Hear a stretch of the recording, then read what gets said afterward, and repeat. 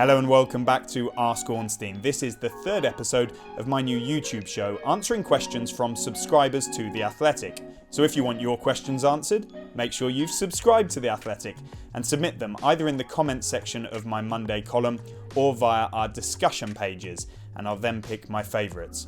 You can also take advantage of a 30-day free trial with The Athletic by heading over to theathletic.com/Ask Ornstein. You can also find that link in the description below this video. On the agenda this week, the latest on the future of Chelsea attacker Willian, Manchester United search for a director of football, and where will Wilfried Zaha be playing next season?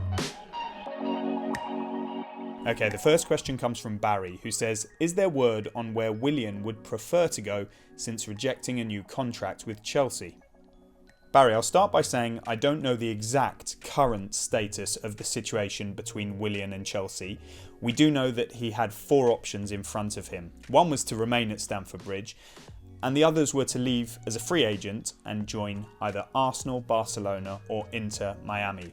It's my understanding that those options have now narrowed down to just two, one of them being Arsenal and the other being an unnamed club. I'm sure we'll find out who that is at some point. To answer your question, Willian, as I understand it, is leaning towards joining Arsenal. Why is that? Well, London will be a factor, of course. The contract will be a factor, of course.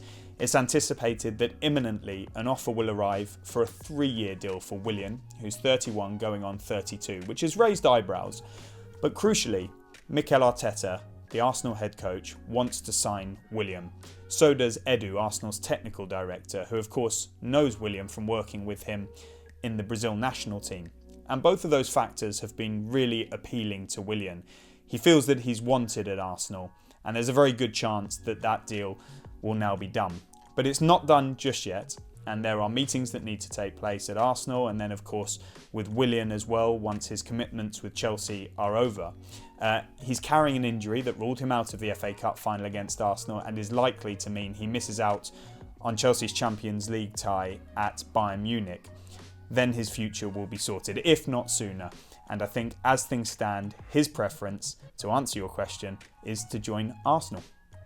Next up we have Weber, and he asks for the latest on Manchester United's search for a director of football, adding, I've noticed that Ralf Rangnick is now free. Weber, this really is the million-dollar question. It's one of the longest running sagas in football. We've been talking about it for ages. But that's because Manchester United do want to make an appointment. They just don't want to make the wrong appointment, and they certainly don't want to do it just to be quick, especially when things are moving in the right direction at the club.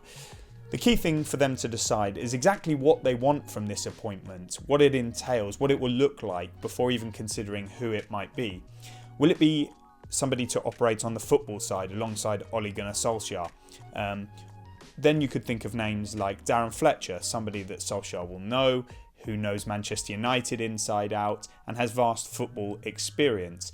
Or will it be somebody more on the operational side, more administrative? And that could bring in some of the biggest names who have occupied those roles in world football before. What it won't be is some kind of transfer supremo, because Manchester United are confident in their structure and vision around transfers. And we've explained it many times. They really formulate their plans over time, with a key moment arriving each September when they sort of identify their targets for the following summer. If they become available in January, then they might take that player, as we saw in the case of Bruno Fernandes. If not, they'll wait until the summer window. So Manchester United don't feel that they need somebody else to come into that equation, because they believe it's working well with Solskjaer's vision, Ed Woodward, Matt Judge and the various scouting and footballing experts there. Many people contest that, but that is something they quite strongly believe in and are going to continue with. In terms of Ralf Rangnick, yeah, he's left the Red Bull Group now, and he would love to come and work in England, either in a managerial capacity or in this kind of overarching role that he's occupied before. But in terms of his suitability for Manchester United, well, many people would champion him, but I don't think that Manchester United will be looking in his direction. I don't know that for certain. He could come on their radar. He may even be somebody they end up speaking to because of his reputation, knowledge, experience in the game. But my personal view is that he won't be that appointment for Manchester United. Last but not least, Isaac. Any truth in Wilfried Zaha to Dortmund, or could he get stuck at Palace? Isaac, this feels a case of here we go again. You'll remember that Zaha joined Manchester United from Palace earlier in his career, didn't work out there, came back, did very well, almost joined Tottenham, but that didn't materialise, and he knuckled down, continued to impress, and attracted interest from a number of clubs last summer. Arsenal head coach Unai Emery wanted to sign him, but the club decided to go for Nicolas Pepe. The valuation that Palace put on him of around £80 million was a problem for potential suitors. That's likely to be lower this summer because he's a year further into his contract, although it does still run until 2023, so Palace have strength on that front. But also, as a result of the COVID crisis, all valuations, or most, are likely to drop quite significantly. That said, how significantly? Because there were reports that one option for Zaha might be to leave on loan with an option or obligation to buy. I just don't see Palace even considering that. Why would they let their best and most dangerous player go without receiving significant funds in to replace him? As for Dortmund, I have no idea on that one.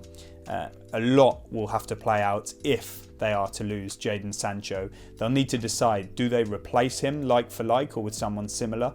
Do they replace him at all or just work with internal resources? That would be a big decision for them, and it's not something I've heard anything about. What we do know is that Roy Hodgson, the Palace manager, has said that Zaha wants to leave, but we've been in that position before, as we said, and it hasn't come to fruition. He has changed agents a number of times to try and secure this move, so it's not a surprise that he'll be linked with the likes of Dortmund and many other clubs. But it's one thing saying that they're interested, and it's another thing them getting him. I don't think the word stuck is right for Crystal Palace. They love him there, and he came through their system, and it's not a bad place to be stuck. But of course there's a good chance that he'll stay there, because if there's no suitor willing to pay what Palace want for him, then he'll have no other option but to honour his contract. So it's one that I think will play out in the coming weeks and months, of course, with the transfer window open until October. A lot will be said and written. There will be some ups and downs, and it's one that I just can't guess at this stage. Hi everybody, thanks for watching. Subscribe here to get the latest from this show, Ask Ornstein, and all the breaking transfer stories as they happen. Also be sure to check out the Ornstein and Chapman podcast, free to listen wherever you get your podcasts, and ad-free when you subscribe to The Athletic.